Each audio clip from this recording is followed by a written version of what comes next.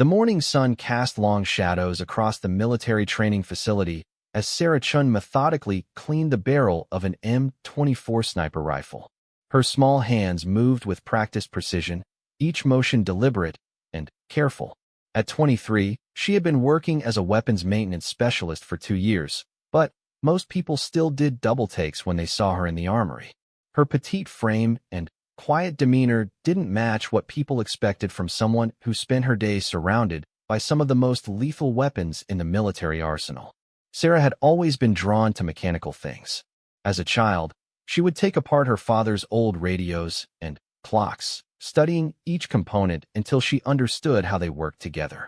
Her parents, both college professors, had encouraged her curiosity but never imagined it would lead her to a military base in the desert of Nevada.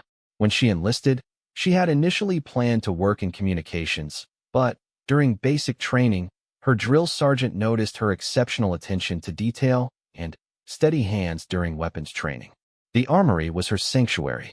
While other soldiers complained about the tedious nature of weapons maintenance, Sarah found peace in the repetitive motions and the satisfaction of bringing each weapon to perfect working condition. She knew every rifle, pistol, and machine gun in her care like old friends. She could identify problems by sound alone and had developed techniques that reduced cleaning time while improving accuracy standards. On this particular Tuesday morning, Sarah was working on a rifle that had been returned from a long-range training exercise. The weapon had been subjected to harsh desert conditions, and sand had worked its way into every crevice.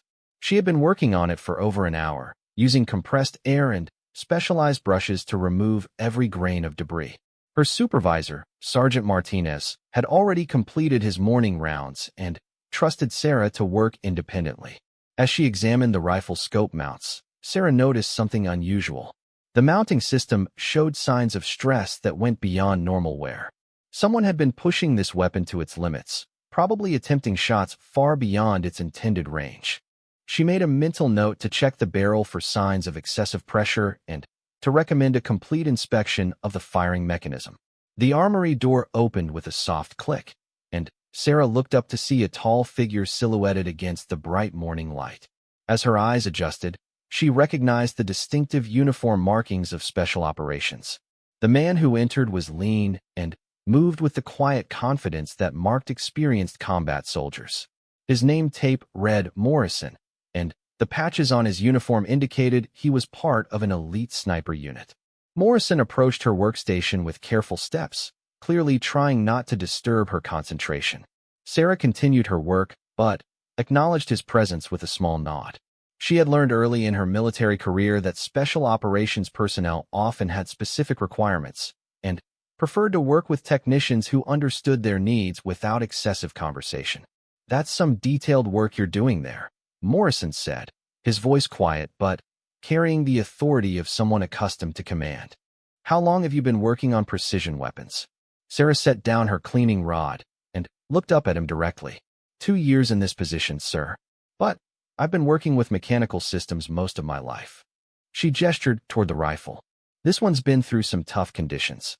Whoever was using it was definitely testing its limits." Morrison smiled slightly, recognizing both her competence and her diplomatic way of saying the weapon had been abused. "That would be my team. We've been conducting some experimental long-range training, trying to establish new baseline capabilities." He paused, studying her work setup. "We've been having some consistency issues with our equipment. Our regular armorer is on medical leave, and we need someone who really understands precision systems." Sarah felt a flutter of interest, but kept her expression neutral. Working with special operations units was considered a privilege among weapons specialists, but it also came with intense pressure and scrutiny. Every detail had to be perfect because lives depended on the reliability of the equipment. "What kind of consistency issues?" she asked, genuinely curious about the technical challenges they were facing. Morrison pulled out a small notebook filled with handwritten data. "We're seeing accuracy degradation beyond what should be normal for the ranges we're attempting. The weapons are well within their mechanical specifications, but we're not getting the precision we need." He looked at her carefully. "I've heard you have an unusual approach to weapons preparation." Sarah felt herself blush slightly. Her reputation for unconventional techniques had spread throughout the base, sometimes attracting unwanted attention. She had developed several modifications to standard cleaning and adjustment procedures that seemed to improve weapon performance, but she was always careful to stay within official guidelines. "I just pay attention to details that others might miss," she said simply. "Sometimes small adjustments can make a significant difference in performance." Morrison nodded thoughtfully. "We have a training exercise scheduled for next week. Long-range precision shooting, pushing the absolute limits of our equipment and capabilities." He paused, seeming to weigh his words carefully. "Would you be willing to prepare our weapons? We need someone who understands that for us, close enough isn't good enough." Sarah felt her heart rate increase. This was exactly the kind of challenge she had been hoping for, an opportunity to apply her skills in a meaningful way. But she also understood the implications.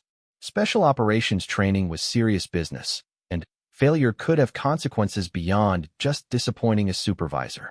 "I'd be honored to help," she said, trying to keep the excitement out of her voice. "What kind of ranges are you planning to attempt?" Morrison's expression grew serious. "We're looking at establishing capabilities up to 3,800 meters. It's ambitious, but the tactical applications could be significant." He studied her reaction. "Think your attention to detail is up for that kind of challenge?" Sarah felt a chill of excitement mixed with apprehension. 3,800 meters was an extreme distance, requiring perfect equipment preparation and environmental calculation. It was the kind of challenge that separated true precision specialists from ordinary technicians. She looked down at the rifle in her hands, then back up at Morrison. "When do we start?" she asked. The next morning arrived earlier than Sarah was accustomed to. Morrison had arranged for her temporary assignment to his unit, which meant adapting to their schedule of pre-dawn briefings and extended training sessions. As she walked across the base in the dim light before sunrise, she carried a specialized toolkit that she had assembled over her 2 years of service. Each tool had been carefully selected and modified to meet her exacting standards. The Special Operations Compound was located in a restricted section of the base, surrounded by additional security measures that reminded Sarah of the serious nature of her new assignment. Morrison met her at the gate, looking alert despite the early hour. He led her to a climate-controlled building that housed some of the most advanced sniper systems in the military inventory. "These are the weapons we'll be using for the long-range training," Morrison explained as they entered the facility. Sarah's eyes widened as she took in the array of precision rifles, each one representing the pinnacle of military engineering. She recognized several models that she had only read about in technical manuals, weapons capable of accuracy that pushed the boundaries of what was physically possible. Morrison introduced her to his team members as they arrived for the morning briefing. There was Jackson, a quiet man with steady eyes who served as the primary spotter, Rodriguez, whose expertise lay in environmental calculations and ballistics, and Thompson, the team's communications specialist who also functioned as a backup shooter. Each man greeted Sarah with polite professionalism, but she could sense their curiosity about her qualifications. The team leader began outlining their training objectives, using detailed topographical maps and ballistics charts that covered one wall of the briefing room. The targets they planned to engage were located across a vast desert valley, positioned at measured distances that progressed from standard engagement ranges up to the extreme distance of 3,800 meters. At that range, factors like wind speed, air density, and even the rotation of the Earth would affect bullet trajectory. "The challenge we're facing," Morrison explained to Sarah, "is maintaining consistent accuracy across these extended ranges. We've achieved successful hits at distance before, but not with the reliability we need for operational deployment." He pointed to a data chart showing their recent results. "At maximum range, we're seeing success rates below acceptable standards." Sarah studied the data with growing fascination. The numbers told a story of weapons pushed to their absolute limits, where tiny variations in preparation or environmental conditions could mean the difference between success and failure.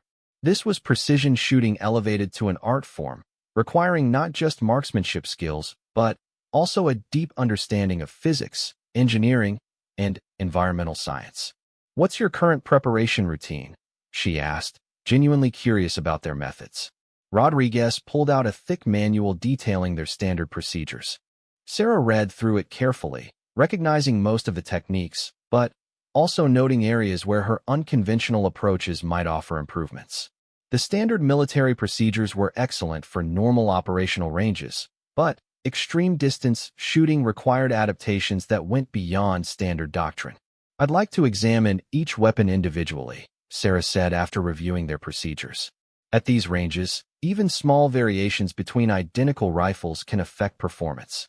She looked around at the team members. "And I'll need to understand exactly how each shooter handles their weapon. Personal shooting style can influence how a rifle should be prepared."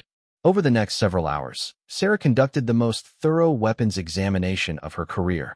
She measured barrel temperatures, checked scope mounting systems with precision instruments, and even examined ammunition lots for consistency variations. Morrison and his team watched with growing respect as she identified several minor issues that their previous preparations had missed. "This rifle has a slight bias to the left," she explained while working on Jackson's weapon. "It's within normal tolerances, but at extreme range, it could throw shots off by several inches." She made careful adjustments to the scope mounting system. "We can compensate for it during preparation rather than trying to adjust for it during shooting." Thompson, the communications specialist, proved to have the steadiest shooting position of the team. Sarah noticed that his natural grip and shoulder placement put slightly different stresses on his rifle than the other shooters experienced. She made minute adjustments to his weapon stock and trigger system to optimize it for his particular style. As the day progressed, Sarah found herself drawn into the team's collaborative approach to problem solving. Unlike her usual solitary work in the armory, this assignment required constant communication and adaptation.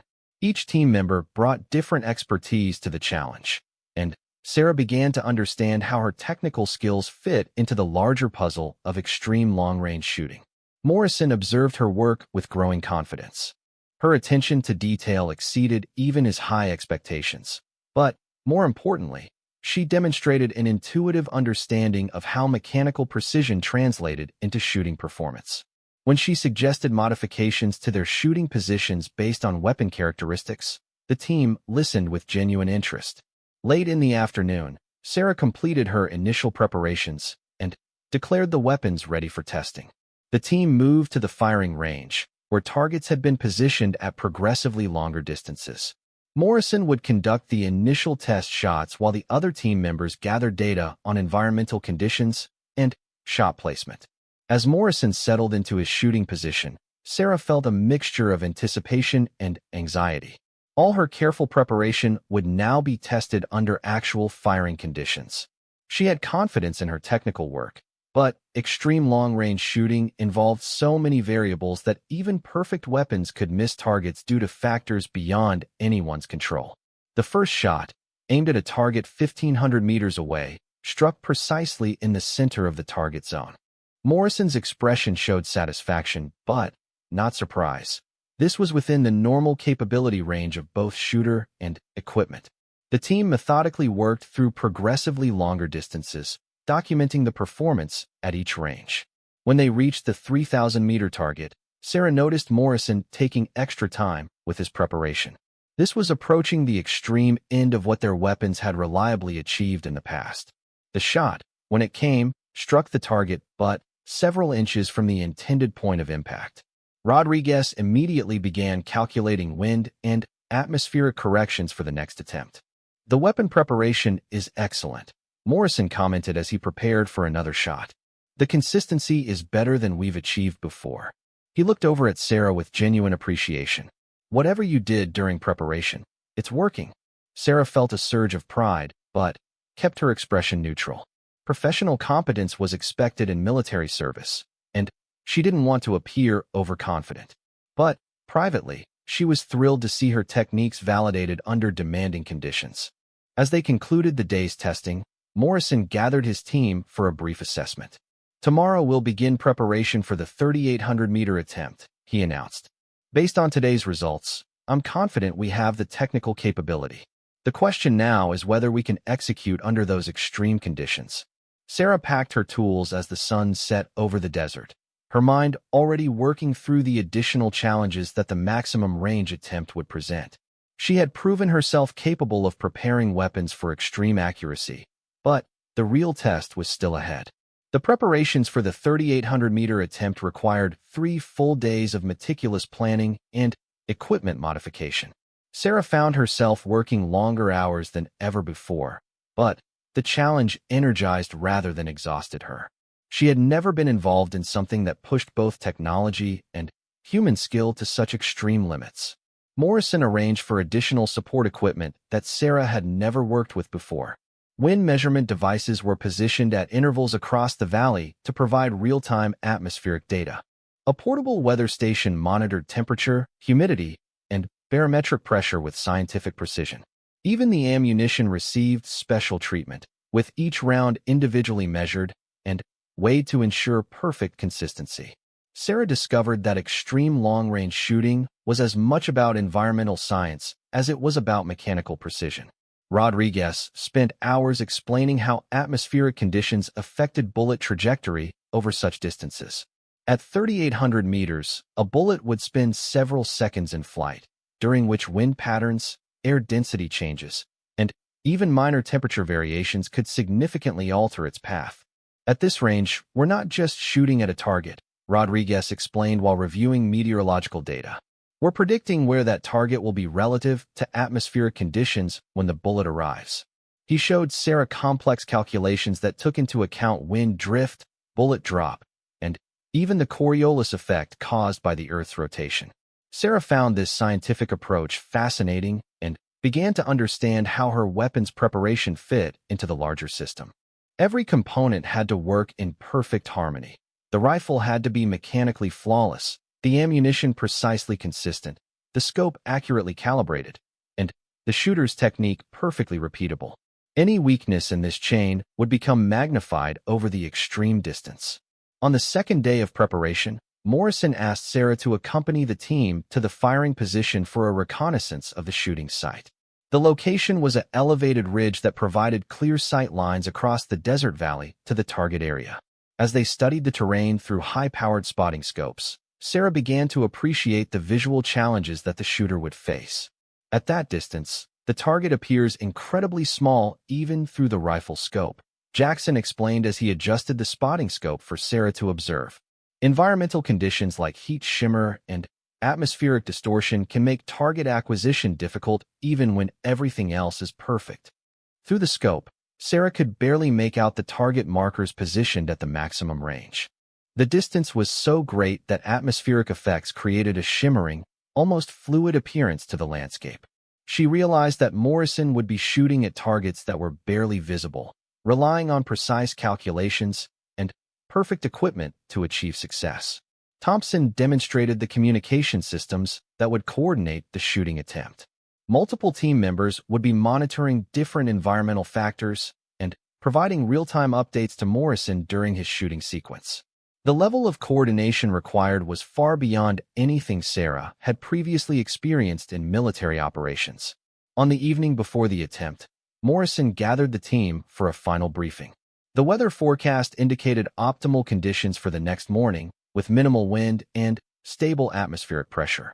They had identified the best time window when environmental factors would be most favorable for extreme long-range shooting. Tomorrow we find out if all our preparation pays off, Morrison said as he reviewed the final shooting plan. We've done everything possible to set up for success. The weapons are prepared better than they've ever been. Our environmental monitoring is comprehensive, and our team coordination is solid. Sarah felt the weight of responsibility as she conducted final inspections of the weapons systems. Every adjustment she had made, every modification to standard procedures, would be tested under the most demanding conditions possible. She had confidence in her technical work, but she also understood that extreme long-range shooting involved factors beyond anyone's complete control. That night, Sarah had difficulty sleeping. Her mind kept reviewing every detail of her weapons preparation, searching for anything she might have overlooked. She had triple-checked every system, but the magnitude of the challenge ahead kept her mind active despite her physical exhaustion. The morning of the attempt dawned clear and calm, with weather conditions that met their optimal criteria. The team assembled before sunrise, conducting final equipment checks and reviewing communication procedures. Sarah made last-minute adjustments to the rifle systems based on the specific atmospheric conditions they would be facing. As they moved to the firing position, Sarah noticed the focused concentration that settled over the team. The casual conversation and relaxed atmosphere of previous days was replaced by the intense professionalism of soldiers preparing for a critical mission. Even though this was a training exercise, the challenge they were attempting had never been successfully accomplished by their unit. Morrison set up in his shooting position while team members distributed themselves at strategic locations for environmental monitoring and communication. Sarah positioned herself where she could observe the rifle's performance during firing while staying out of the way of the shooting team's operations. Rodriguez began providing atmospheric updates through the communication system, reading measurements from the weather monitoring equipment positioned across the valley. Wind speeds were minimal, atmospheric pressure was stable, and visibility conditions were excellent. All environmental factors were as favorable as they could reasonably expect. Jackson, serving as primary spotter, confirmed target identification through the high-powered spotting scope. At 3,800 meters, even locating the target required careful attention and optimal optical equipment. The target appeared as a tiny mark against the desert landscape, barely distinguishable from the surrounding terrain. Morrison began his shooting preparation sequence, methodically working through the mental checklist that would ensure consistent performance. Sarah watched as he settled into position, his movements deliberate and controlled. She could see the intense concentration required to execute such a demanding shot. The first shot, when it came, seemed almost anticlimactic after all the preparation. The rifle fired with its familiar sharp report, and then several seconds passed while the bullet traveled across the valley. Through the spotting scope, Jackson tracked its impact point and immediately began calling corrections for wind and elevation. Impact observed, 2 feet low and 1 foot right of target center, Jackson reported through the communication system. The shot had come remarkably close considering the extreme distance, validating both the weapon's preparation and the team's calculation methods. Rodriguez quickly recalculated environmental factors and provided updated shooting corrections. Sarah felt her heart rate increase as she realized they were genuinely close to achieving success at this unprecedented range. All her careful preparation was proving its worth under the most demanding conditions possible. Morrison made subtle adjustments to his rifle position and prepared for the second attempt. Sarah watched with fascination as the team's collaborative system worked to process environmental data and translate it into precise shooting corrections. This was military precision at its absolute peak. The second shot struck significantly closer to the target center, confirming the accuracy of their correction calculations. Morrison's expression showed growing confidence as he prepared for what he hoped would be the successful shot. Sarah felt herself holding her breath as she watched him settle into position once again. The third shot achieved what they had been working toward for weeks of preparation. Jackson's excited voice came through the communication system. Direct hit. Dead center target. The team's celebration was subdued but genuine, acknowledging both the technical achievement and the flawless execution required to accomplish it. Morrison looked over at Sarah with the expression of profound respect. That weapon's preparation made the difference, he said simply. Without that level of precision in the equipment, we never could have achieved consistent accuracy at this range. Sarah felt overwhelmed by the magnitude of what they had accomplished together. Her technical skills had contributed to a shooting achievement that pushed the boundaries of what was considered possible. But, more than personal satisfaction, she felt proud to have been part of a team that had achieved something truly extraordinary through careful preparation and flawless execution. Word of the successful 3,800-meter shot spread quickly through the special operations community. Within days, Sarah found herself receiving visits from other elite units interested in her weapons preparation techniques. The quiet anonymity she had enjoyed in the regular armory was replaced by a level of attention that made her somewhat uncomfortable. Colonel Harrison, the base commander for special operations, requested a formal briefing on the technical factors that had contributed to the shooting achievement. Sarah spent several days preparing a detailed presentation that documented her modifications to standard weapons maintenance procedures without revealing any classified operational details. The briefing room was filled with senior officers and technical specialists when Sarah presented her findings. She had never spoken to such a high-level audience before, and her natural shyness made the experience challenging. However, her genuine enthusiasm for the technical aspects of precision weapons helped her overcome her nervousness as she explained her approaches. The key insight, Sarah explained while displaying detailed technical diagrams, is that standard maintenance procedures are designed for normal operational ranges. When you push weapons to extreme distances, minor variations that are acceptable under normal conditions become significant performance factors. She demonstrated how tiny improvements in barrel consistency, scope mounting precision, and ammunition preparation could produce measurable accuracy improvements at long range. The audience asked detailed technical questions that revealed their sophisticated understanding of precision shooting challenges. Major Stevens, an experienced special operations officer, was particularly interested in the practical applications of Sarah's techniques. How quickly can these preparation methods be taught to other weapons specialists? He asked. And what kind of equipment modifications would be required to implement them more widely? Sarah had been anticipating such questions and had prepared realistic answers about training requirements and equipment needs. Her techniques required more time and specialized tools than standard procedures, but they were within the capabilities of experienced weapons specialists with proper instruction. After the briefing, Colonel Harrison approached Sarah privately. "We've been impressed with your work and your professional approach to this assignment," he said. "We're considering establishing a specialized weapons preparation program, and we'd like you to help develop the training curriculum." Sarah felt both honored and overwhelmed by the proposal. Developing training programs would mean working with a much larger scope of responsibility than she had ever handled before.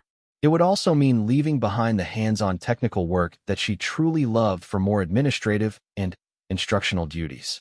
"I appreciate the opportunity, sir," she replied carefully. "But I hope I could remain involved in direct technical work as well. The hands-on experience is what allows me to continue developing new techniques." Colonel Harrison smiled at her response. "We wouldn't want you to lose touch with the practical aspects," he assured her. The program would include both development of new techniques and training of other specialists. You'd be working with some of the most advanced weapons systems in our inventory. Over the following weeks, Sarah found herself dividing time between her new program development responsibilities and continued work with Morrison's team. They were conducting follow-up training exercises that built on their initial success, attempting to achieve consistent accuracy at extreme ranges under various environmental conditions. Morrison had become something of a mentor to Sarah, helping her navigate the complexities of working within the special operations community. He understood both the technical challenges she faced and the professional pressures that came with increased visibility and responsibility. "The key is maintaining focus on what really matters," he advised during one of their planning sessions. "There will always be people who want to complicate things with unnecessary procedures or politics. Your strength is in understanding what actually affects performance and staying focused on those factors." Sarah valued this guidance as she worked to develop training materials that captured her techniques without losing their practical effectiveness. She had discovered that many weapons specialists understood the theoretical principles behind her methods, but struggled to implement them consistently under operational conditions. The first group of specialist trainees arrived from various special operations units across the military. Sarah was nervous about her first formal instructional role, but she found that her genuine passion for the technical aspects helped her connect with students who shared similar interests. Sergeant Davis, an experienced weapons specialist from an East Coast unit, proved to be one of her most dedicated students. He had been working with precision weapons for 8 years, but was fascinated by the level of detail that Sarah brought to equipment preparation. "I've been doing this work for years," he commented during a hands-on training session, "but I never realized how much difference these small modifications could make. At normal ranges, you'd never notice the improvements, but I can see how they'd be critical for extreme distance shooting." Sarah worked with each student individually, recognizing that different specialists had varying strengths and learning styles. Some were naturally gifted with mechanical precision, while others excelled at understanding the theoretical principles. Her challenge was adapting her teaching methods to help each person achieve competency with her techniques. The training program also attracted attention from weapons manufacturers who were interested in understanding how their products performed under extreme conditions. Sarah found herself consulting with engineers who were developing next-generation precision rifles, providing feedback based on her practical experience with existing systems. Thompson from Morrison's team had been assigned to help with the training program, bringing his communications expertise to help coordinate between different units and specialties. He proved to be an excellent liaison, understanding both the technical aspects of the work and the operational requirements of various special forces units. What Sarah has accomplished, Thompson explained to a group of visiting officers, is finding ways to optimize existing systems rather than requiring entirely new equipment. Her techniques can improve performance with weapons that units are already familiar with. As the training program expanded, Sarah realized that her role was evolving beyond what she had originally imagined.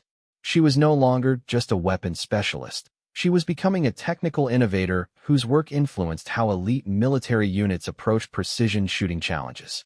Morrison's team had continued their advanced training exercises, achieving consistent success at extreme ranges that had previously been considered unreliable.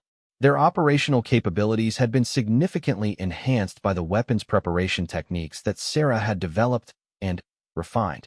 During one of their later training sessions, Morrison made a comment that stuck with Sarah long after the exercise was completed.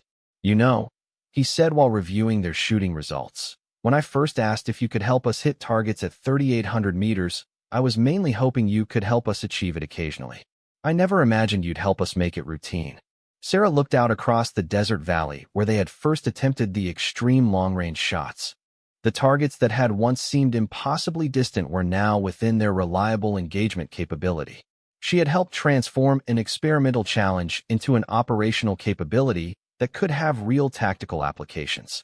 But, more than the technical achievement, Sarah was proud of how she had grown personally throughout the experience. The quiet, somewhat shy weapons specialist who had been working alone in the armory had developed into someone capable of training others and contributing to program development at the highest levels of military precision shooting. Her supervisor from the original armory, Sergeant Martinez, visited during one of the training sessions and was amazed by the transformation he observed. "I knew you had exceptional technical skills," he told Sarah, "but I never imagined you'd develop into this kind of instructor and program developer. You've really found your calling." Sarah appreciated his encouragement, but knew that her real satisfaction came from the technical challenges and the opportunity to work with equipment that pushed the boundaries of what was mechanically possible. The recognition and career advancement were welcome, but her true motivation remained the pursuit of perfect precision in weapons systems. 6 months after the first successful 3,800-meter shot, Sarah received notification that her work had been selected for recognition at the annual Military Technology Conference. The invitation came from the Pentagon itself, requesting her to present her precision weapons techniques to an audience of senior military officials and defense industry representatives. The conference was held in Washington, D.C., and Sarah found herself in an environment completely different from the desert training facilities where she had developed her expertise. The formal setting and high-level audience initially intimidated her, but Morrison accompanied her as a technical advisor, providing moral support and operational context for her presentation. Remember, Morrison advised as they prepared for her presentation, "These people understand the strategic importance of what you've accomplished. They're not just interested in the technical details. They want to understand how your work can enhance military capabilities across different operational environments." Sarah's presentation focused on the practical applications of her techniques rather than just the theoretical principles. She demonstrated how small improvements in weapons preparation could produce significant enhancements in operational effectiveness, using real data from their training exercises to support her conclusions. General Patricia Williams, who headed the military's Advanced Weapons Development Program, asked particularly insightful questions about scaling Sarah's techniques for broader implementation.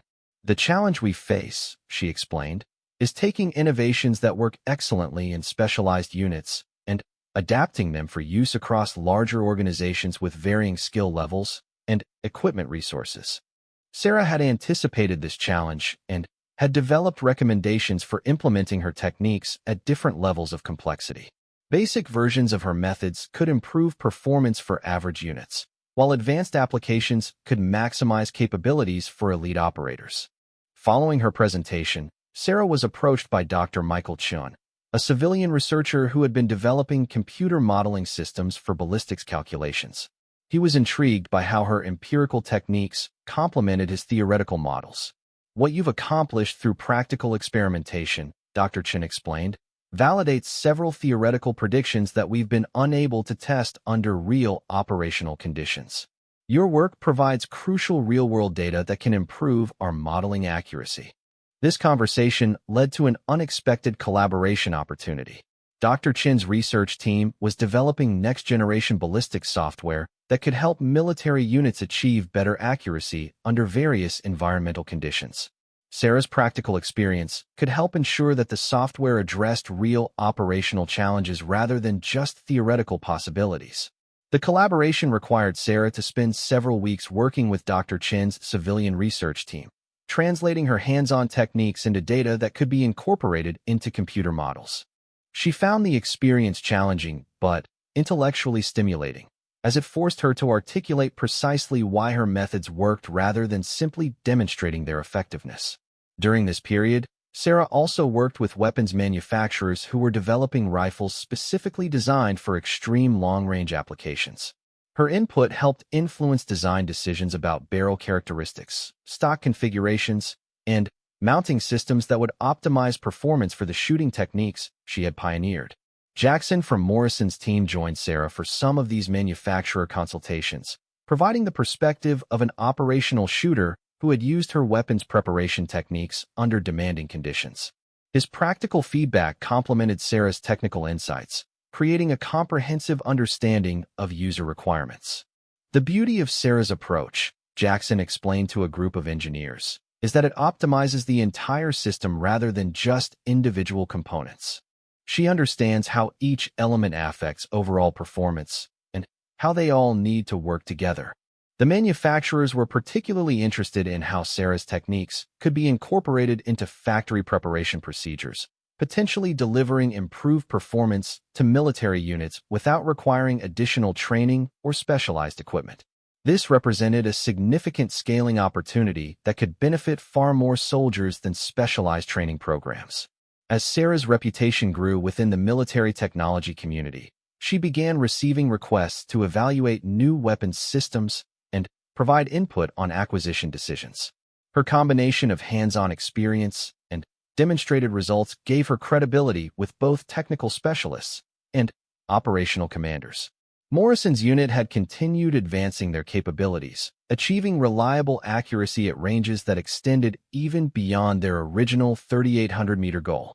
They had become a test unit for new techniques and equipment, with other special operations forces sending personnel for training and evaluation. What started as a single training exercise, Morrison reflected during one of their planning sessions, has become a fundamental change in how we approach long-range precision shooting. Your techniques have become standard operating procedure for multiple units across different service branches. Sarah appreciated the recognition, but she remained most satisfied by the technical challenges and problem-solving aspects of her work. Each new weapons system presented unique optimization opportunities, and she continued developing new techniques that pushed the boundaries of precision shooting performance. The training program that Sarah had helped establish was now producing weapons specialists who could support extreme long-range shooting operations throughout the military. Her students were implementing her techniques in operational environments around the world, adapting them to local conditions and equipment variations. Sergeant Davis, one of her first students, had returned to his original unit and successfully trained additional specialists using Sarah's methods. He reported achieving significant accuracy improvements at his home base, validating the transferability of the techniques to different environments and equipment configurations. "The key insight that Sarah taught us," Davis reported during a program review, "is that precision shooting is a system-level challenge. You can't just focus on one component and expect optimal performance. Every element has to be optimized and integrated with all the others. As Sarah reflected on her journey from a quiet weapons maintenance specialist to a recognized technical innovator, she realized that her greatest satisfaction came from solving complex problems that others considered impossible. The 3,800-meter shot had been just the beginning of a career that continued pushing the boundaries of what was technically achievable. Morrison visited Sarah's expanded workshop during a recent base inspection and was impressed by the sophisticated equipment and testing capabilities she now had available. "When I first asked if you could help us hit targets at extreme range," he said with a smile, "I never imagined it would lead to all this." Sarah looked around at her workshop, filled with advanced measurement devices, prototype weapons, and detailed technical documentation.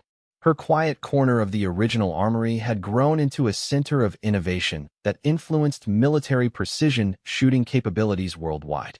"The funny thing is," Sarah replied, "I'm still doing fundamentally the same work. I'm still trying to understand exactly how each component affects performance and finding ways to optimize the entire system." She picked up a precision rifle that she was preparing for testing.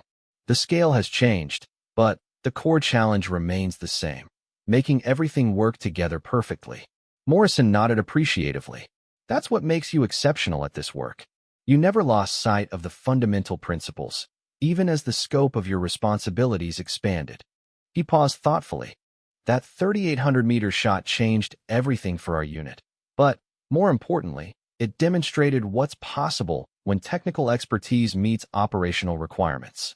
Sarah smiled as she continued her work, knowing that somewhere around the world, soldiers were successfully engaging targets at ranges that had once been considered impossible, using techniques that she had developed through careful observation, methodical testing, and an unwavering commitment to precision. Her quiet expertise had become the foundation for capabilities that enhanced military effectiveness and potentially saved lives through superior performance under the most demanding conditions.